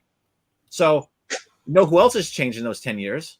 Triple H. He talked about it when he had that Widowmaker heart attack. That put a lot of things into perspective for him. And I think that's why he's been able to come in and take over and give us such a great product, because he's changed. He's not looking at like, these are my guys. He's looking at a bigger picture. And that's exactly why the product is better right now. Triple H. That's exactly why we have this happening right here, which is still crazy to me every time I see it. Yeah, it's insane. It's Triple H, absolutely insane. It is. You can say it. You can say what you want about Triple H, but he's taken the best qualities of Vince McMahon and messed him with the best qualities of him and Shawn Michaels, the way they told stories on NXT, put them in a blender and started doing it. Look, you can say what you want. Maybe Raw is a little bit of a chore to get through for 3 hours, but there is no doubt that in the past 10 years, Raw has not been as entertaining. It's hotter than it's been in a decade. Yeah, absolutely. Easily. And the other thing about the I'm here to make money, not to make friends. It's a direct quote from Scott Hall, as you both know. Yeah. Right? Scott Hall was in the Clique. Do you know who else was in the Clique? Triple H. And Triple H was there to make money, not to make friends. Scott Hall was there. Triple H did make some friends, though. He made the best friends he could possibly make. Yeah, he made a group of the best friends he could possibly make. But as Scott says, well, I've got friends. Now it's time to make money. Phil's got friends. Kofi's one of his best friends. Kofi was apparently ecstatic to see CM Punk back. Kofi and Bailey were both like waiting for him to come back through when he was out there. That's cool. Right? They're both waiting for him because they're both so happy to see him back. He's got friends. And as far as the Seth Rollins thing goes, we all know Seth doesn't really like the man, Phil Brooks. Seth is a businessman, though. Yeah, but Seth is business. Seth understands, okay, I am the consolation prize world heavyweight champion right now. Because it is. Right? It's the consolation prize. He's doing his best, but it is still the consolation prize championship. I don't think so either. I'm with Jimmy. Hey, then the Universal title is a consolation prize because that one was created as well. No, but that one was created by taking the biggest prize in the game and merging it with another belt to give it a fresh coat of paint for a modern audience. Then they converged the Universal and WWE title together, and then they created another one. So it's really just an off extension of a previous world title. That's all it is. Yeah, but it's the Consolation Weight World Championship. What? It's the Consolation Weight World Championship. Here's the thing. The Universal one is for the WWE Universe. You are the WWE Universal Champion. The World Heavyweight Championship is what Seth has. I know everyone likes to just call it the consolation prize because it's real funny and all that. But realistically, they do this. They've done this 3 times since they've implemented the draft. Oh, yeah. They just merge 2 belts together. They have that for a while, and then they bring another one up. That's all it is. But all the other titles are consolation prizes as well. No. And that's the thing. There is a point to this. Right, but real quick, just to add on to what Jimmy said, there's a lot of times where the World Heavyweight Championship was the biggest title in WWE, even over the WWE Championship at times. It was booked better at points than the WWE Championship was. Main evented pay-per-views over that too, you know? I think Seth can do that as well once the title comes up along. Let me rephrase. The world calls it the Consolation Weight World Heavyweight Championship. Okay, fair enough. Crybabies. Seth is a businessman. Seth understands, right, I need to get the stink off this title. What's a bigger way of getting it's a consolation prize off the belt than feuding with CM Punk for that belt? Oh, Punk only comes back if it is about championships, as people keep saying, he's only there to win titles. Right? Well, why wouldn't he go after the biggest dog in the yard if that was the case and go after Roman? He's not. He's going to go after the guy that makes sense. He's going to go after the guy where the storyline writes itself. He's going to go after the guy who he can help the most and the championship that he can elevate the most. It just annoys me. People need to understand that professional wrestling is a job. Yes. You may love it. You may love it. You may think it's your dream job, but it is still a job. It's still work. You have a job, you go to work, and you do business. Seth Rollins won't be champion when he wrestles CM Punk. Probably not. He won't be. Okay. I don't think so Who will either. be? I don't know it. Drew. I would assume True. Drew. I think so too. But my thing is that My whole scenario has gone out the fucking window now. So, right. And look, here's the thing: with Punk showing up, this is again, this is a variable that gets thrown into WrestleMania plans. That seemingly, if we're gonna believe the way that things have been going, Triple H has been saying he's been laying out things at the very least. And Bruce Pritchard says it all the time on his podcast that they try to lay things out 6 months at a clip. That's their ideal goal. It's post-Mania to SummerSlam, then it's like SummerSlam back to Mania. Like that's their, you know what I mean? Like that's their, their thing, right? Chapter 1, Chapter 2, every year. Right. So Punk being here now throws a big monkey wrench into these plans. Now, I think that there was a better chance that Drew McIntyre didn't win the World Championship without Punk coming back. I think that Rollins has some matches he could have, and have big matches for that championship at WrestleMania. I don't think that there's a bigger match now than CM Punk versus Stone Cold Steve Austin. So maybe you don't have to alter any of your plans. If you get Steve Austin to come in, the only plans you alter is just who faces who on the road to WrestleMania. There's no title needed. I didn't think Seth was going to have the title going into Mania anyway. I didn't think so either. Look, we both predicted, Jimmy. We did Survivor Series predictions before Survivor Series was booked, and our predictions after Crown Jewel was Drew McIntyre is going to lose at Crown Jewel. He's going to win the title at Survivor Series. That was always our thought process. I think he wins at Rumble now. So I think so too. But Seth's always wanted a main event at WrestleMania. We know he had the cash in of the century with Brock. It didn't count. In the match. No, it didn't count. But it doesn't count because that's not his match. Seth is Triple H. I'm going to say something that's going to throw a monkey wrench into what you're saying, but go ahead. No, Seth is Triple H's boy, right? Triple H put a lot of work into Seth Rollins and making Seth Rollins who he is positional-wise in the company. I still think he wants to give Seth that main event. I think he does too. Which requires Seth to at least be challenging for the World Heavyweight Championship at WrestleMania. Nah, not if he's facing CM Punk. Here's my big thing. Who else was complaining right before they left WWE that one of the big things that they never got to do was main event WrestleMania? Night one, Stone Cold Steve Austin versus CM Punk is the main event of WrestleMania. That's what Punk wanted. He wanted the main event, the marquee match going on last. Triple H tried to convince him all the time, hey, there's multiple main events at WrestleMania. You're in the second biggest match at WrestleMania 29. Don't care. But Punk doesn't care. No. There are multiple main events, but there's only one marquee match. Right. So if the marquee match of the night is CM Punk versus Stone Cold Steve Austin, that satiates CM Punk on his return. I think Seth Rollins is a company guy, and I think that he says, okay, plans change this year. You put me in that main event next year. And I think Triple H does it. Okay. I don't think that it's that big of a deal right now. And I think that Rollins is the kind of a guy that'll sit there and go, if this is what business dictates, that's fine. I don't think Seth would do that at this point. And that's not a knock on Seth. I think he's had to do it for far too long, which is my only drawback about this whole, because as a fan, yes, I want to see Stone Cold versus CM Punk 1,000%. I'm not turning that down any day of the week you offer it to me. But it does suck for Seth because CM Punk and Seth is the WrestleMania match unless you have the opportunity to do CM Punk and Stone Cold. Yeah. So I do feel for Seth if that is the case. But I don't know how happy he's going to be if he has to sit back again. No. He might not be. He really might not be. But at the end of the day, what do you do in that scenario? If you're Triple H, you sit him down and you go, what do you want me to do? Okay, fine. If we have the ability to do Stone Cold Steve Austin versus CM Punk to main event one night, then that means that Roman's main eventing the other night. What do we do? Question: what do you do with Seth at that point? Exactly. Exactly. It's Randy Savage him and put him on commentary. He's arguably the best wrestler they have. Yeah. For the past 6-7 years, bell to bell, there is nobody in WWE that can do what Seth Rollins can do. The best thing we could just come up with off the top of our heads was that he would be put on commentary like Macho. Mm-hmm. That's sad.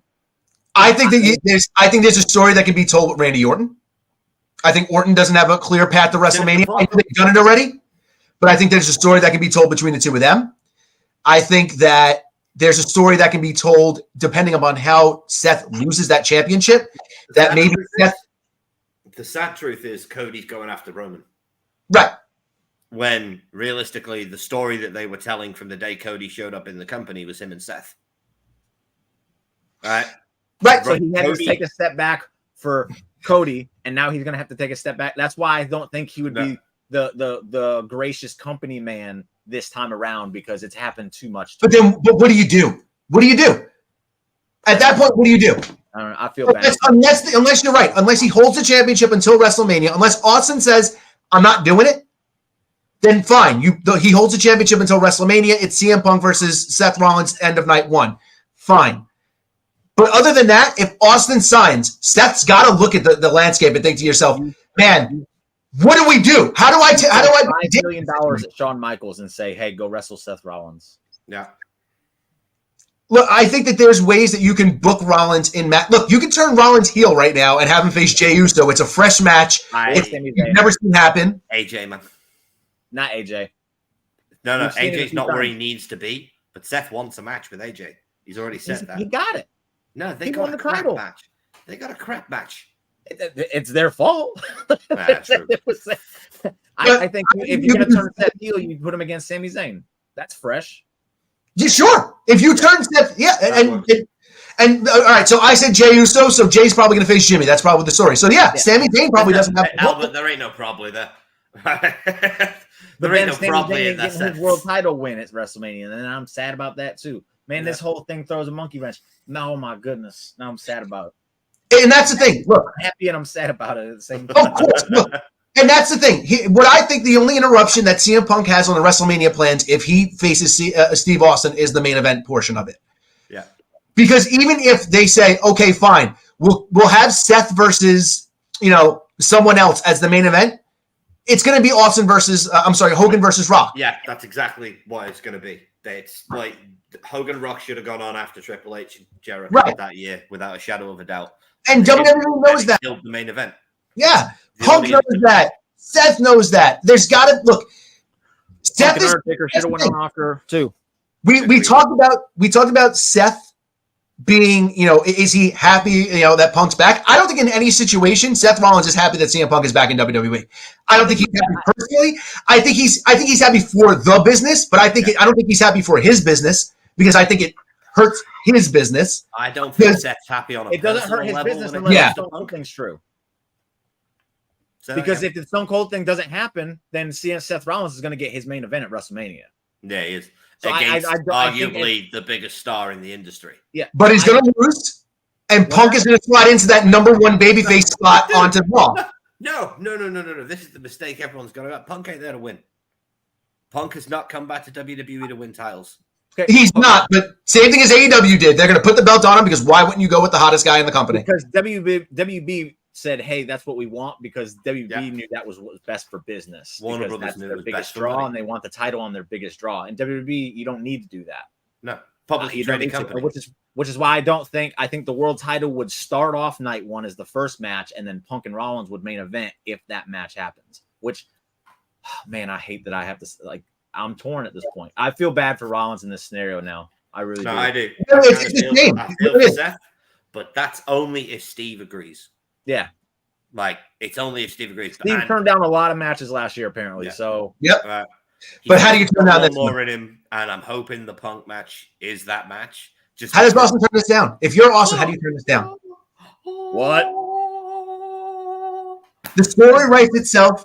People are then going to sit there and go, okay, but maybe you can't tell the straight edge versus, beer guy or whatever. It's still the Punk being a heel in this scenario, talking about the aging, vet Steve Austin clinging.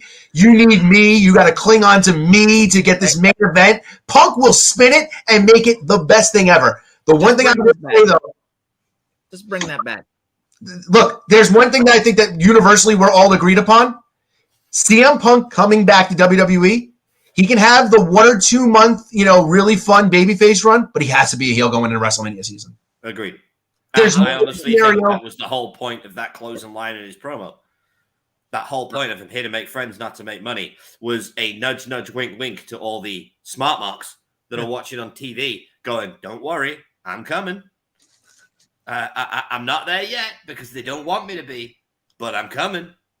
And I'll go ahead. I said to you, was talking about the rumors of them wanting him to wrestle Roman.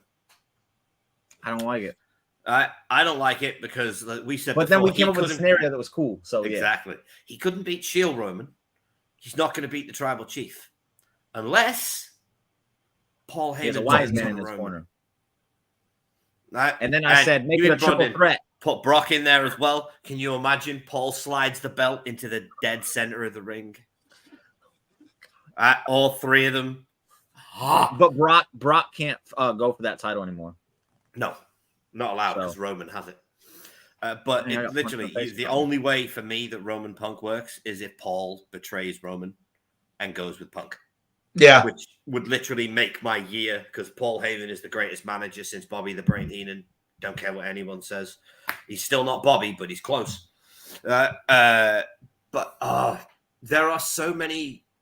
What annoys me about the diatribe that everyone's been going on about on Twitter and everybody just having digs. Oh, he's done this and he's done that and he's not good for business. Bullshit, he's not good for business.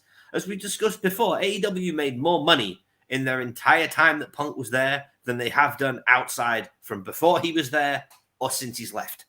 The guy is good for business. And Triple H understands that he's good for business. And like they say, apparently there's a behavior clause in his contract. Good. If there's a behavior clause in his contract, that means we get Punk for longer. Right. I don't understand why people are mad about that. If they're going to say, hey, okay, do you want to come back in? The only way you come back in is if you agree to be a decent human being to everybody and work well with everybody and not cause any problems. That's great. Yeah. Why are we mad about this? No, this is the stupid thing. It's really dumb. It's like for guys like us that are fans of Punk, right? This is literally, oh my God, he came home. Right. He came home. And for people who aren't fans of him, don't push it. No, and if you're not a fan of him, you're not supposed to be a fan of him. That's the thing. It's professional wrestling. You're supposed to love certain people. You're supposed to hate other people. You're not supposed to like everybody. Like, everybody knows my opinions on Matt Taven. I want him to die. I think he's an oxygen thief. I think he is stealing air that would be better served in someone else's lungs. My goodness. I'm not harsh on the Bucks, everybody. Right? No. Matt Taven can kiss my ass. I met him in a Ring of Honor show like 10 years ago. He is the most arrogant, self-righteous, jumped up prick that I have ever met in my entire life. And I've met JD McDonough. Tidy says, watch yourself. Tidy's pissed. Tidy can be pissed. We had this discussion on Sunday. But I don't like him. But I'm not going to turn around and say, well, Matt Taven signed for AEW. That sucks. Because it's good for Matt Taven. Right. And he's got a job. Because everybody needs a job. We all got to work. Thank you. We all Jim, you said that before we jumped off, you wanted to address something. So I wanted to give you the floor real quick. So this will be my final goodbye. And I'm about to rip into your boy Hangman here. Because the day after Punk on Raw, Hangman decided to do this little thing on his Instagram. And this part on the bottom, that little white box down there, it's the name of a song. The name of that song is NDA. So he's making a comment. What I get from this is that Hangman's like, he's posing there like a little tough cowboy, talking about, well, there's an NDA involved. And man, I got a lot I could say to, because Jon Moxley had some shit to say too the day after as well. I'm just going to go ahead and say right now, that right there is not cowboy shit. That right there is coward shit. Because a real cowboy would go out guns a-blazing, pew, pew, pew, pew, and rip into him no matter what. So drop the gimmick, Hangman. You a baby soft bitch. See, I just like everyone else, and I'm tired of everybody praising this man as if he did no wrong here because he's guilty party just like everybody else. It's my brother, he's a big fan of Adam Page's work in the ring. He's phenomenal in the ring. I'm in the ring. No argument. But my brother said the same thing about everybody else. Other than that, what the hell is he? What is he? He ain't a cowboy. He a coward. He should be the biggest name in the business, but he's not. Here's because he's not good enough. It's also because AEW's negligence, and AEW also neutered his entire push because of exactly what we're saying is might happen to Seth Rollins. CM Punk showed up out of nowhere, and WB and Tony Khan knew, I don't care if CM Punk doesn't want to be world champion. We're making CM Punk world champion. So Adam Page's storybook title reign that everybody booked into being this big thing explodes because somebody else gets hired there. Hold on. At no point did his title run take off, though. It was literally just him having really good matches. Oh, no, that's horrible AEW booking. That's every AEW title run. MJF wasn't doing that, though. John Moxley wasn't doing that. Christian Jericho, Omega, all those guys weren't. Yeah. Omega's run is the only one that had to rely on just doing really good matches. And again, he's phenomenal. That's why I've said for the longest time, Seth and Kenny was the match I wanted to see as far as like best in ring guys. Yeah. I transitioned it. I would rather see Seth and Hangman because I think they'd put on a far better match because I think Hangman in the ring is really, really, really good. But here's the thing. Nick always talks about this. There's people that make the title, and then there's other people who have to be made by the title. Hangman was made by that title, and he didn't even do a good job at that. Nope. I disagree. The pop that he got coming back in that casino ladder match, that's not a pop that just anybody gets. He was a made man before he won that title. It's a return, and they love him. They love him for sure. But it was a return, and they love him. It's fine. But the simple fact is, to quote Jake the Snake Roberts, if you're a megastar, you don't need a championship, so don't fricking use them. All right? He needed to be world heavyweight champion. The world title didn't need Adam Hangman Page. He needed to be world heavyweight champion. And I think that's only because he wasn't able to do that anywhere else. Everybody else that was a made star at that point had been a former world champion somewhere else. Omega was, Moxley was, Jericho was, and those were the three guys that he was in contention with for that world championship. The only outlier was Hangman, and they had to build Hangman up to be that guy. I think it's very poor booking. I think that they don't know what to do with him right now, which is ridiculous, which is stupid, and that's AEW. But here's the thing. At the end of the day, Hangman made caused a problem, but he shut his mouth, he kept his head down, and he didn't cause any more problems since. Because he has his best friends fighting his battle for him. Correct. Is that the truth? Or is Hangman just saying, you know what? I don't want to be that guy. I'll be that guy. You don't have to be that guy, mate. The fact is, his best friends are the EVPs of that company. No, absolutely, they are. He can't put a foot wrong because his buddies are in charge. But remember, what was Punk? Let's go back to Brawl Out real quick. What was Punk pissed about? It wasn't. It was about him. It wasn't about Hangman. It was about the Bucks maybe going to the dirt sheets and spewing off crap about things that he said or that he was getting Colt Cabana fired or whatever. That's what he was mad about. And he wasn't mad at Hangman anymore at that point. But it all stems back to Hangman because it was retaliation for him calling out Hangman when Hangman wasn't there. And he only did that because Hangman said the shit he said in that promo. It all circles back to him. And that's why I put so much blame on him. If you want to use a medical term, Adam Page is patient zero. I'll ask this one last question. I know everyone's going to hate it because WWE is not the standard. It is the standard because it is the pinnacle of wrestling and sports entertainment and all other stuff. It is the number one company in the world. If you don't agree with it, you're just dumb because facts are facts. That's not downplaying any other promotion. WWE just realistically is the number one. To quote Eric Bischoff, it's sacked from 1999. It's sacrilege to ECW fans, but the WWE title is the belt in professional wrestling. So right now, if Hangman Page was to go to WWE, do you think he would be a top guy or do you think he would get lost in the shuffle? NXT. I don't think it'd be. I think he's main roster. But do you think he gets lost in the shuffle? They offered him a contract, and they offered him the biggest money NXT contract ever. That was before. I'm talking about now. Bring him now. Do you think he gets lost in the shuffle, or do you think he's a main event guy? I think he's a main event guy. Mid-card. What has he done that makes you think that? I think that, and this is going to be unfair. I just want your honest opinion. I'm not going to judge you for it. This is going to be really unfair because it's going to make me sound like I'm downplaying Adam Page. I don't think anybody that comes over from AEW as a main eventer is going to have a bad run in WWE because I think WWE wants to prove to themselves to everybody in the wrestling business that they're the place to be. So if Adam Hangman Page comes over to WWE, I guarantee that at least for the first year, he is in main event feuds. Maybe he's not a world champion, but he is facing main event talent for a full year. He's getting main event storylines. Yeah, but just because he's facing them, that doesn't mean he's a main event talent. What is he going to do to make himself a main event talent? Because he can't just rely on in-ring. And that's what I'm saying now. So that's the thing. He's going to have to find his it factor there, because it can't be cowboy shit in WWE. Because he's got Howard shit. I tell you one thing. You put him in the ring with LA Knight on a microphone, just because that's who he'd end up feuding with. Because you're going to bring him in, he's going to be brought in with the same level as LA Knight. Like LA Knight, yeah. You'd have to go through LA Knight. You put him in a promo battle with LA Knight, the boy's dead in the water. There's a lot of people he'd be dead in the water against, I think. Hangman's not as bad as a promo as everybody thinks. He's not LA Knight, but he's not as bad as a promo as everybody thinks. I don't think he's as bad as a promo as everyone thinks either, but I'll also say this. He doesn't have boundaries to work within an AEW.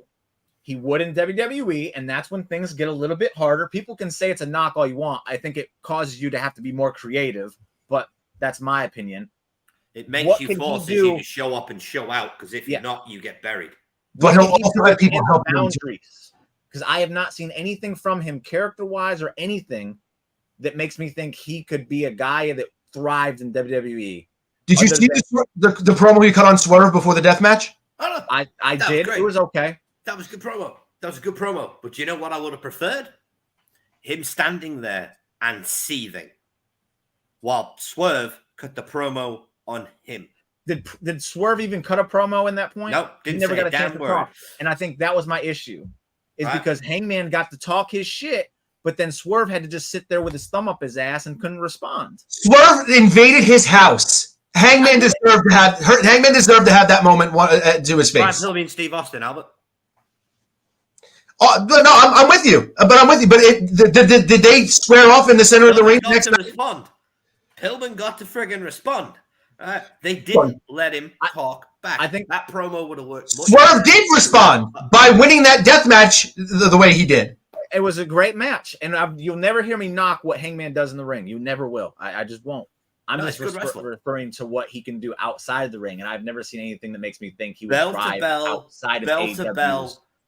Bell to bell, Page's top 10 Western wrestlers in the world. Thank you. Yeah, I would say that's very fair. Outside bell to bell, he's not even top 20. Which is why his world title reign sucked. Right? Because he is not good enough to carry it. Right? Max is 24 years old. He's younger than Page. He's got half the experience. And look how he carries himself. Man, look what I started. I was like, I gotta go. And I started this nonsense. MJF's a megastar. There's just no denying that at this point. He's head and shoulders again. He's head and shoulders above guys that are 55. Yeah. No, but this is the thing. This is the thing. He wasn't. When he came in, and Maxwell Jacob Friedman was a nobody from MLW, from the Dynasty. Right? That's all he was. And yet he has made himself the biggest thing outside of WWE in the wrestling business. And Page was given the opportunity to do exactly the same thing, and he couldn't do it. I'm gonna do 6 names here, okay? Because they talk about 4 pillars. I feel like there's 6. Yeah. There's Darby, Sammy, Jungle Boy, MJF, Hangman, and Britt Baker. Now you have Britt Baker. I'd replace Jungle Boy with Orange Cassidy. I won't, because of that's just me. But we can throw Orange Cassidy's name in here as well. Orange Cassidy's almost 40, and everybody else on that list is very, very young. I think that's what you're going for, right? They're all younger. Well, okay. It's not even an age thing. It's Britt Baker has elevated herself, correct? Yep. She was given opportunities, and she made herself a bigger star on her own. MJF was given opportunities, and he made himself a bigger star on his own. Darby Allin was given opportunities and made himself a bigger star on his own. Jungle Boy, not so successful there. He's had a nice run. Not so successful, though. Sammy Guevara has been given probably more opportunities than any of them. And he's probably in the same boat that Jungle Boy is in. I put Hangman in the same boat as those two because he hasn't elevated himself like those other guys have. No. And he's had just as many opportunities. Adam Page said on the original AEW press conference outside the Jacksonville Stadium that he was going to be the big deal in this company. I'm going to be the first world heavyweight champion. I'm going to be the guy that leads AEW into the future. And you know what he is? He's a second-rate bunkhouse buck. Well, you know what? Here's the other thing, though. He was supposed to be that first world champion. Then Pac had visa issues, and then they went and pivoted to a 4-way, and it was Jericho got involved, and they put the title on him. Yeah, so he the first champion. But there was no way they weren't putting that title on Chris Jericho. If they wanted a TV deal, they had to put it on Jericho. They announced it that day at Jacksonville. It was literally they announced it was Page versus Pac. That they announced that was going to be the title match. I know they did, but then they got Chris Jericho. And they wanted a TV deal. Jericho was there. I think Jericho was signed at the time, though. Yeah, no, he wasn't signed. He showed up after the fact. Yeah. He signed. Even that was the plan. So, and also, if you put the amount of money plan, right? Jericho's pocket, you put in Chris Jericho's pocket, and then you need a TV deal. You make Chris Jericho the World Heavyweight Champion. I'm not disagreeing. One final question. I'll just ask this final question: is Hangman Page better off now than he was when he first started, or is he kind of in the same boat? Oh, he's way better off now. How though? Really? How? He's still in the same position in the company, Albert.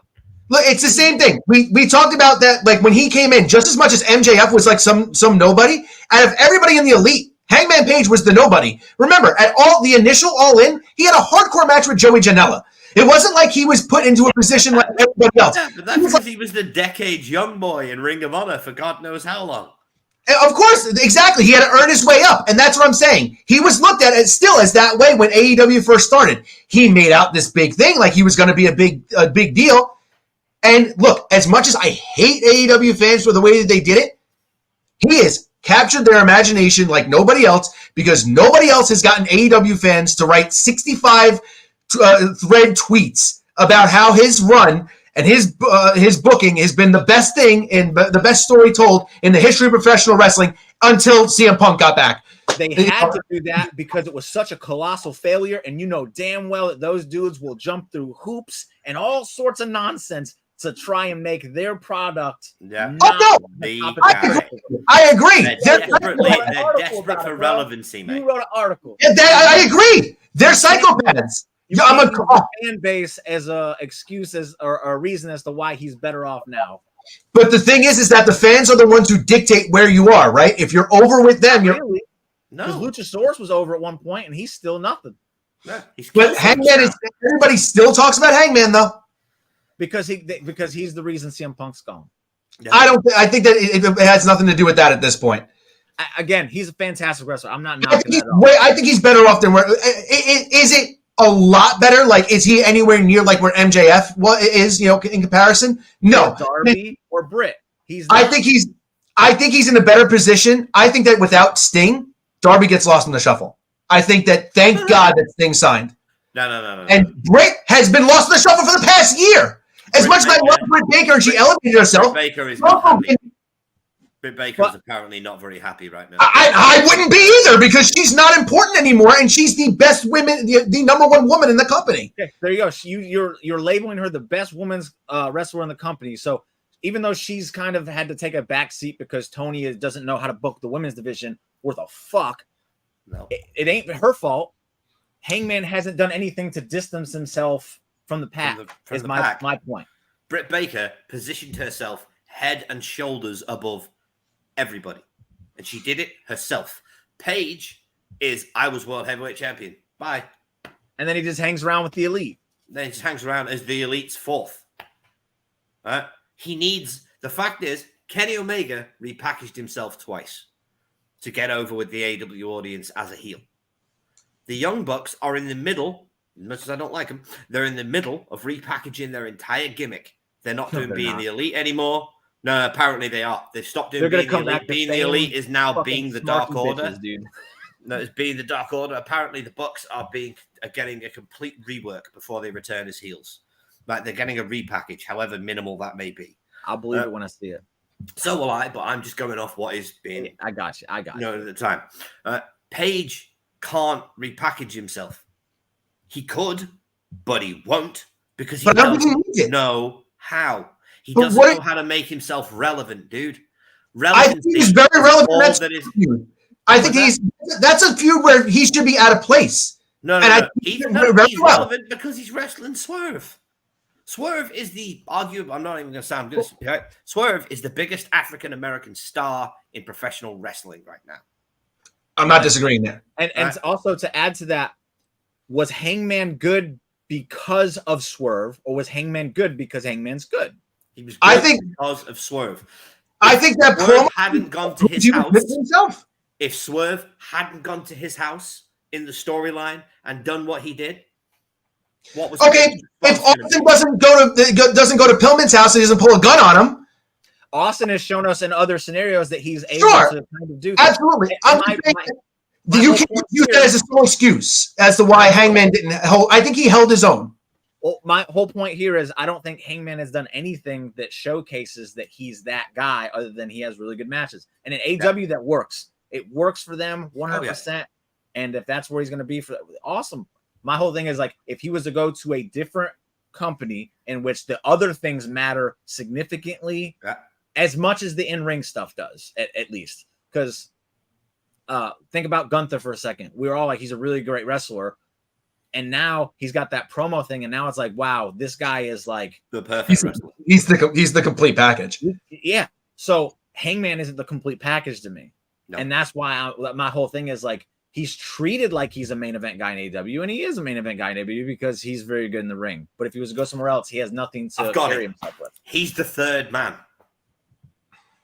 He's the third man. There's always three guys in a professional wrestling company at any one point. There's the two main eventers.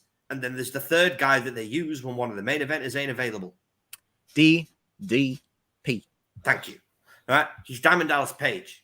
All right. He's Macho Man Randy Savage. He's not Macho Man. Don't you dare. Circa 1989. Yes, he is. Fucking dare. No. Right? Dare. Randy Savage is probably my favorite all-round worker in the history of the business. But circa 1989, Randy became the third guy because they had Warrior, who they were pushing as the second guy.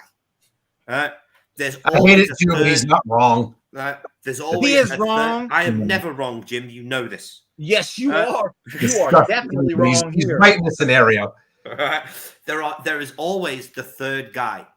Page. Hangman ain't the third guy. Then. How about that? No, but if Page was the third guy in WWE, if Page is in WWE and they tried to push him to the main event, he'd be the third guy. Because he ain't going to be anything near what Seth can do. Yeah, in the ring, he might be able to compete with Seth. But on a mic and character work, no, he can't. Yeah, he's a better in-ring worker than Roman Reigns, but he cannot possibly compete with Roman on a character standpoint or on a promo standpoint. I'm going to get the final word in on this, and then we're saying our goodbyes, because that's how I'm running this shit. But I'll tell you who Hangman Page will be. Excuse me. Albert is running this shit. Right? That's what I'm saying. Hey, I'll end this stream right now, motherfucker. Hangman Page in WWE would be Dolph Ziggler. I'm not hearing any argument against it. I like it. No. I agree. And I just want Dolph Ziggler had a fantastic career. I just want to point this out. You use Gunther as an example. I think that's exactly where Hangman Page could live. If you want to use that as an example, because he's just as good as Gunther is in the ring. You know what that just is? as good of a promo as Gunther is too, right? That is though, Albert. No. Do you know where that is? I believe that's Gunther. The mid card. Gunther's on his way up to being a world champion, though, But that's not where he is right now. Right now, as much as we all love Gunther, he's the mid card guy. He's a mid card. He's a main event guy holding the mid card title. Yes, that's exactly the way that I see it. Whereas Adam Page would just be the king of the mid card. All I'm saying is he's just as we all agree. He's definitely great in the ring. I think he's just as good of a promo as Gunther. 100%. And I think he's just as good of a promo as Gunther. I think he's just as convincing. I don't think Gunther needs to do much, and I think that Page has a lot of charisma. Oh, actually, that reminds me. I have a quick question for you, lads. Back on the point, because we've gone off on a diatribe of our own here. Yeah. I believe you all heard the news that Bryan Danielson was in charge of the disciplinary committee that CM Punk apparently requested because him and Bryan are really good friends. Do you think Bryan, as the dirt sheets are reporting, had the final say in the disciplinary committee? Or do you think that Bryan was merely there to keep everything streamlined and fair? I don't think he was the person with the final say, because we've literally heard Tony Khan say, I'm the man that has the final say. But what happens is every time there's some kind of kerfuffle and it puts Tony Khan in a position where he's the bad guy, all of a sudden things get a little bit murky. Go back to the death match when shit went bad. He's pointed fingers at everybody else. Yeah. And there was another scenario, I can't remember what it was, but he pointed his fingers at everybody. You talking about the exploding ring death match? Yes, but there was another scenario where he pointed the fingers at the Satnam Singh, lights go off, lights go on, and he's like, well, I have the final say, but I just took it because it was a very well-respected. Why are you telling people that it was someone else's bad idea? That's a horrible boss. And he did that because every time the blame gets pointed at him, he finds a way to just direct it somewhere else. It's literally his personality. Every time he gets it, he doesn't want to answer. The most beloved fucking person in professional wrestling. Nobody's going to hate him for this. Nobody's going to hate him for it. No. They would have hated Tony Khan for it, though. Yeah. And that's the thing. That's Tony Khan's personality. Tony Khan gets asked a question, doesn't want to answer. What does he do? Well, I can't really answer that, but we have this great match that you guys all want to see on Wednesday night on Dynamite. That's his personality.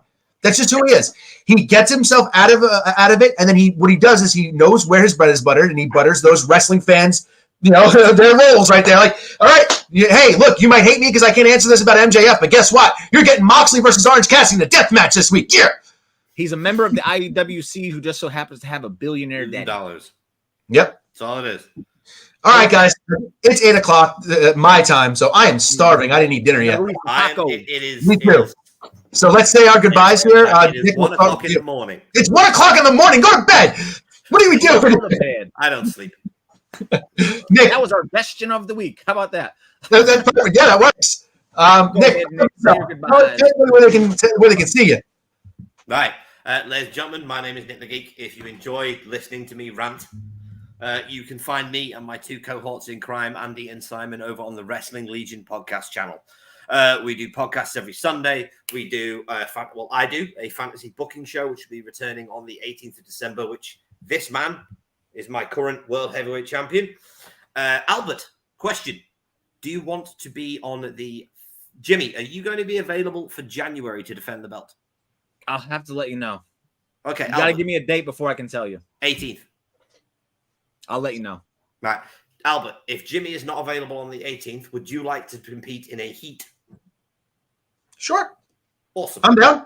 Well, in that case, ladies and gentlemen, you can find me, this man, and this man all on Wrestling With Your Thoughts on the Wrestling Legion YouTube channel, doing some fantastic fantasy booking. If you enjoy what we do, please subscribe to my channel, join the Legion, and hope to all see you there.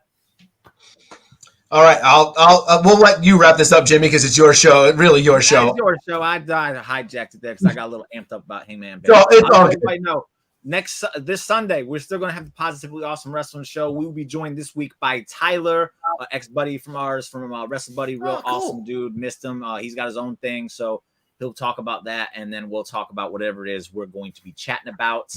And then the following Sunday, we will be doing our end of the year awards, where it's not like everywhere else. We're not doing voting. We're not asking opinions. We're just giving our own.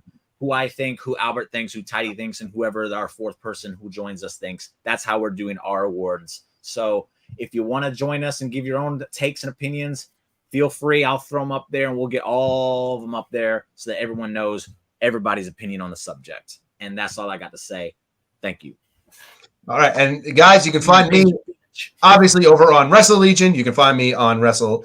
I was about to say on Wrestle Buddy. You can still find me there too, and you can also find me here on the Positively Awesome Wrestling podcast. But you can also find me on the Slam Session. So watch me in all these different places because apparently I have more homes than one. I'm like the internet's version of the person who sleeps on everybody's couch. You just have your finger in many, many pies, Albert. Yeah, finger too in many. many pies. Too many. But thank you guys, as always, for being here. We're looking forward to seeing you guys again on Sunday. Nick, thank you, as always, for being here. This is being here, guys. Positively Wrestling, a wrestling podcast. Just enjoy wrestling, everybody. Don't you forget that. That's right. That wrestling is Hangman.